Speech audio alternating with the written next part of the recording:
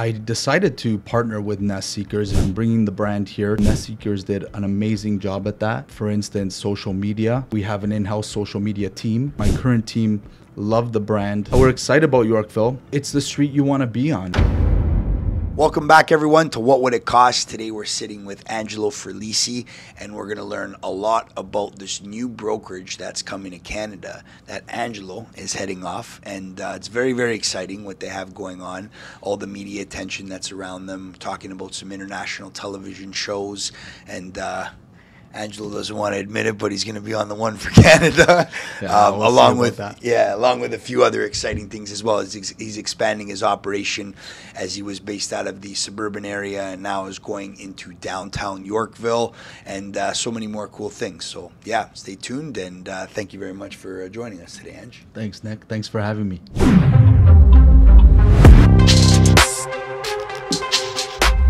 Mr. Ferlisi.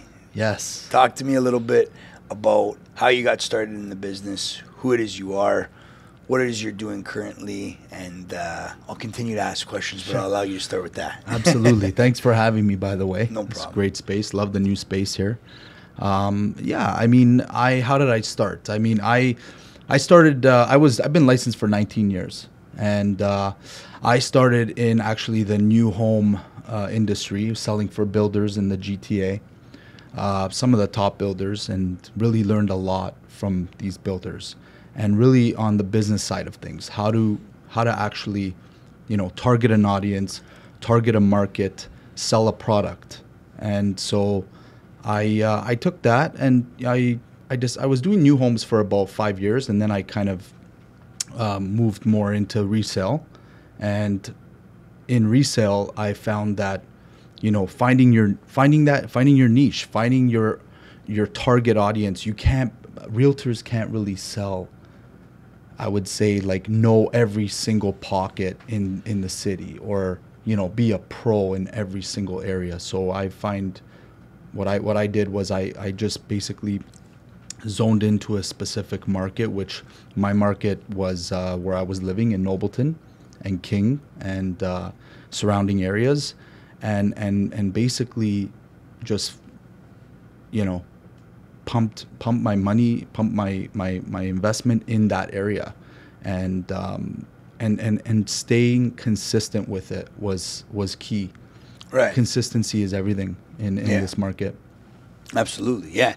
So most recently, I know we were talking a little bit behind scenes there, and there's been some talks about it in the industry, and you talked to me a little bit before it on our podcast that didn't air. Yeah. But Nest Seekers, tell me a little bit about this partnership that you have going on, the expansion in which you're doing in Yorkville, and also how you guys have 50 brokerages worldwide.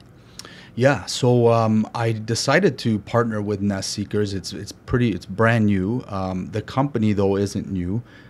Established in early 2002. Head office is in Manhattan, New York. The Mecca, I would say, one of the Mecca cities of real estate. And I'm bringing the brand here to our beautiful city, our world-class city of Toronto. Our plans are to expand to different, I would say, branch offices around different markets of Ontario, and first one being our current office in York Region in Kleinburg, and we have plans of our flagship Toronto office in Yorkville, which we're really excited about. That's awesome, man. Awesome. And how did all your agents feel about the transition? They loved it. I find that the role of a broker nowadays, is all about support and really supporting the agent in the new, evolving ways of how to market themselves. And I found Nest Seekers did an amazing job at that. For instance, social media. We have an in-house social media team, graphic designer, videographers,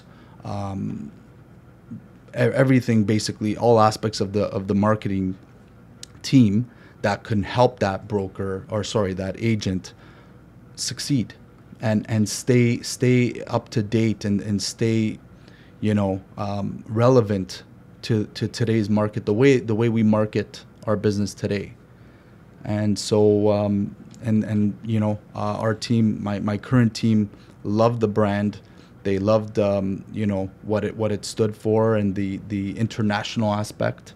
So it was a pretty smooth transition. Nice. Yeah, that's good, because that's I know, like, a lot of people just get comfortable with the brokerage that they're with and the brand, and then they speak on it, and it's like, you have, a pretty decent sized team, right? So to have all those conversations and to have it be that everyone's on the same page says a lot about the leader. I'm sure they trust your decisions as well, right? So basically, my vision is to have branch offices in different areas of the city, in different markets, and just build solid core teams that we can support on the back end. So those teams and those agents actually succeed. And that's, we're really excited about just bringing a new flavor to the brokerage world. Yeah, that's awesome, man. Yeah. Very cool. And the Yorkville location, you excited about that? Yes. What does it take to get an office up and running? Oh, yeah. What are you going to do to target that area and play with all the other big boys down there?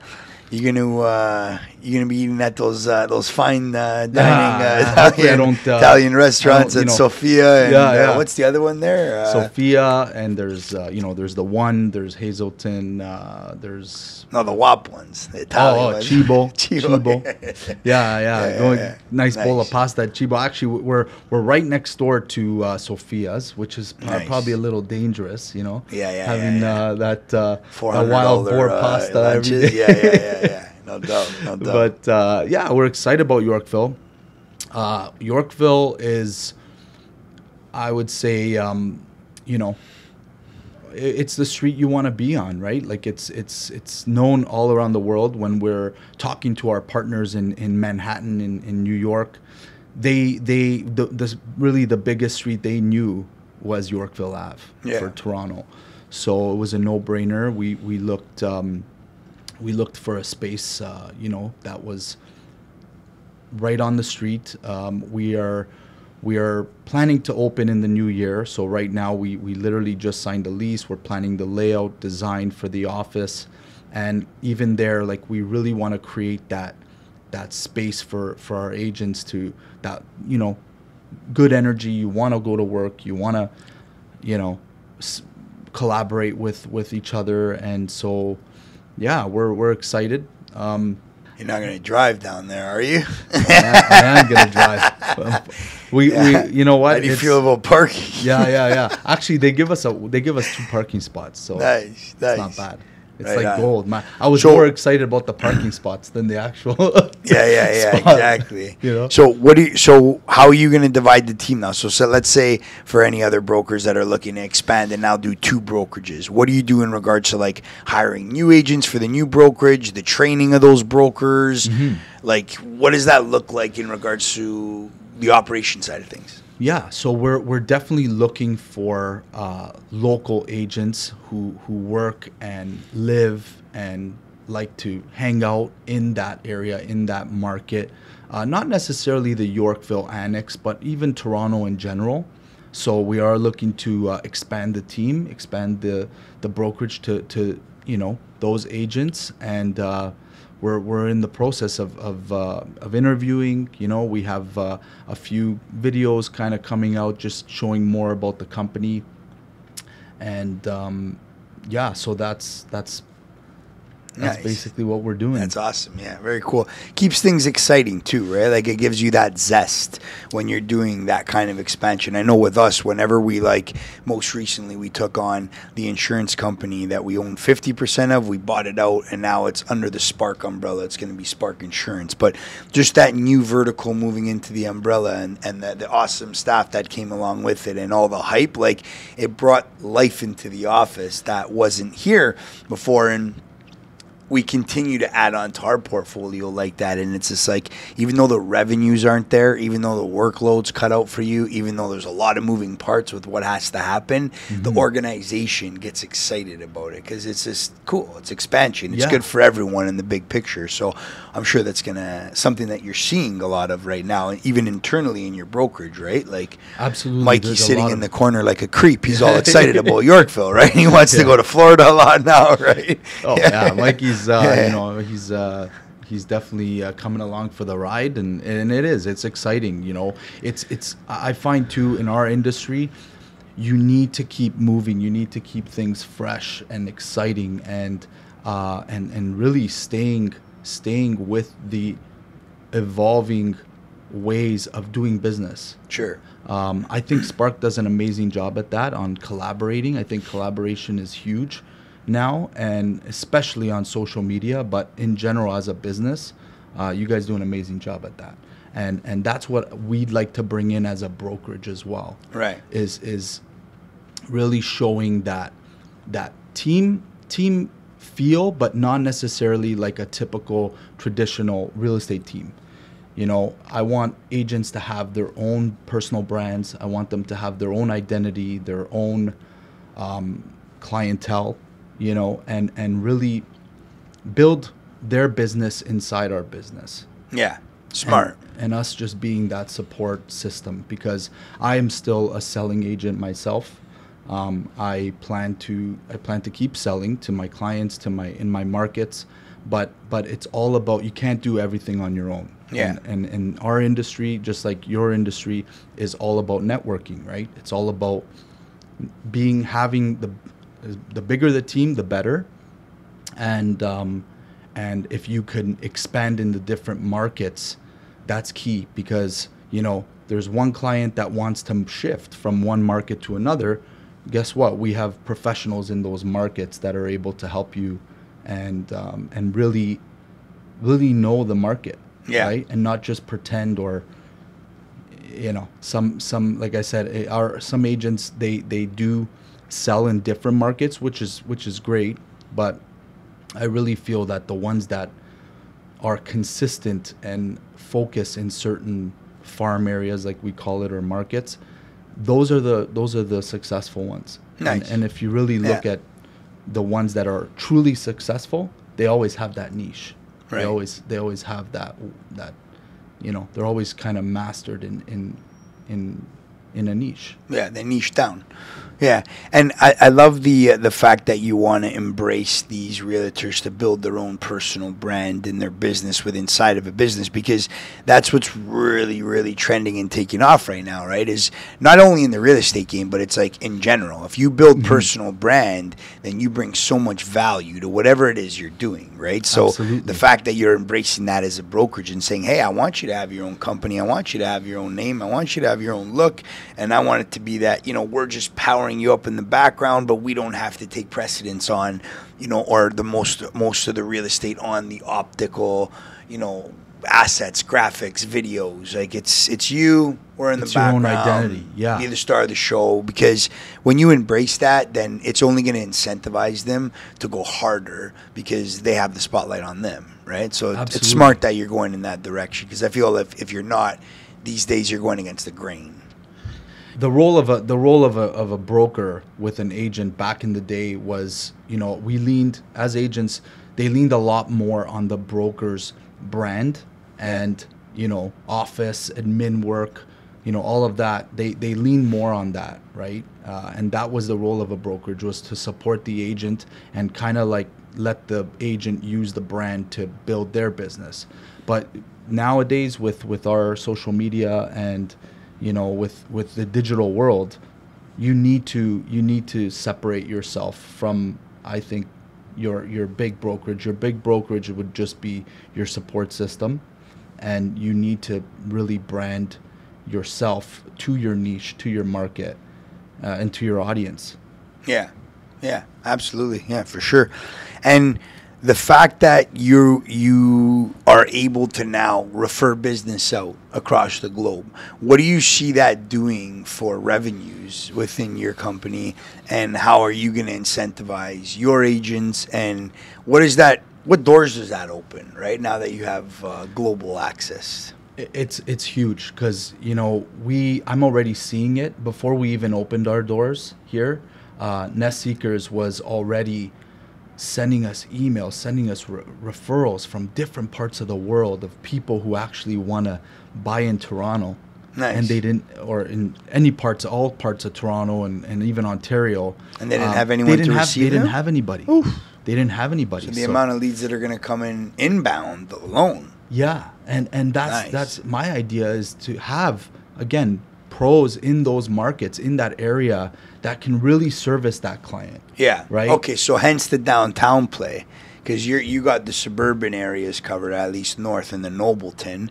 But if these people, from a global perspective, are looking into our market, they're interested in the core. They're interested in the cat's ass of where main arteries meet up. And it's like, I'm in Toronto.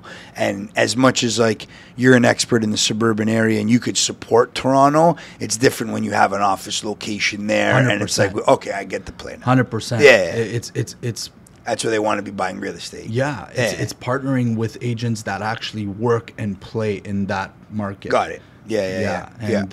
And we're already getting a lot of referrals from our international team, our international markets, Portugal, Italy, Spain. Nice. So it's been awesome. So the Nest Seekers network, let's say this, of joint venture partnerships you were saying with the CEO and you being the Toronto rep, when are they going to saturate it where there's going to be other Toronto brokerages allowed to open up? Do they cap themselves in certain markets? Are they going exclusive with you for the Ontario region, the Toronto region? Like that, I feel there's a lot of that's very interesting. What that could do for business, especially if there's a lot of lead generation from their end, and you lock up exclusivity, is extremely profitable. Yeah, I do have the Ontario territory. Nice. So and that's what I love about it, is I can kind of control the span, and again, we don't want to dilute the brand. Yeah. So we're not looking for to have massive, let's say, big offices in these areas. We want to have more of a boutique style setup in these different markets. And I mean, the plan is to have offices in these different markets. I would say we're gonna start focusing on the more larger municipalities, like Oakville, sure, Mississauga, and those areas, and then kind of just have these teams in place in these markets. Yeah, nice. That's cool, man. That's awesome, bro. So, in you control Ontario right now. If Ontario goes well, and you take on satellite offices and headquarters all across Ontario, is there potential for you to scale in other parts of the world, or does Nest Seekers have the globe covered already and certain areas allocated? Well, I think I would say like Ontario, Canada would be where I would focus on. Oh, this is the first location in Canada? In Canada. Oh, fuck. Yeah. Okay, yeah, nice. Yeah. Yeah, so it's, again, a big playground to work with. Yeah, good. And that's cool. Yeah. That's cool. And that's what I love about, again, we're not a franchise. We're all independently owned. There is no, let's say, board that we'd have to go through to make decisions. Like, it is a very tight-knit company that allows the freedom of how we want to market, what type of agent we're looking for, and really where we want to focus ourselves. Yeah. Is there's a lot of freedom there to just speak our to just kind of get the message out there and get the brand out there. Yeah. Nice. That's cool, man.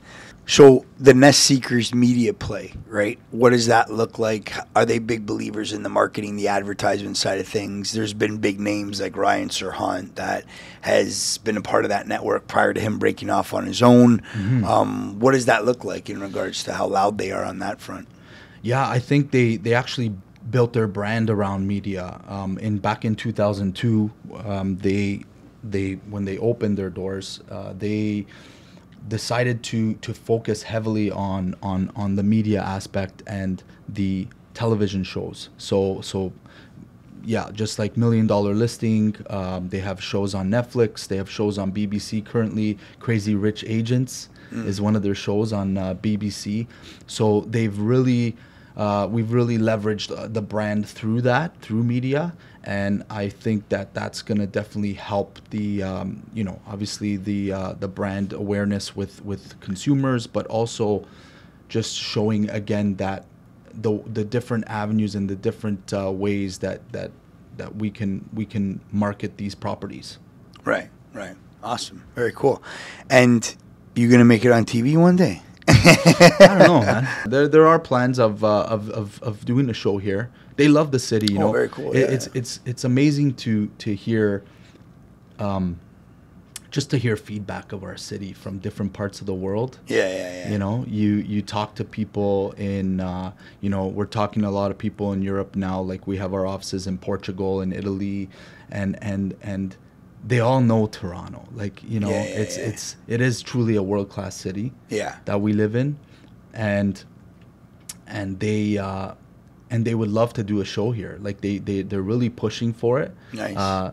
They call it a casting call. You know, we instead of saying, oh, you know, try to recruit agents, they're saying like cast some agents. You know, people that will actually be want to be on a show and be and get themselves out there. So it's exciting, but we also want to keep that professionalism as well. So that balance, right? Yeah. We don't want it too dramatic. I always say you got to keep that professionalism as well. But yeah. Very cool. Yeah. Very cool.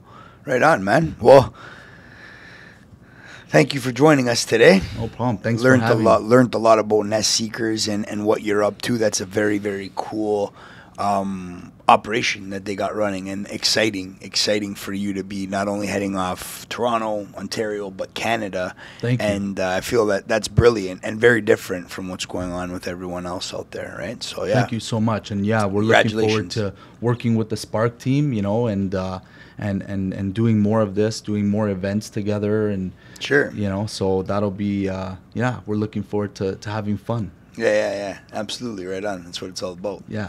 All right. Thanks, Nick. Thank you, everyone, for tuning in to another episode of What Would It Cost? We had an awesome time over here with Angelo. Learned a lot of exciting things about this new emerging brokerage that's going to be dominating in Canada, and Angelo's heading that off.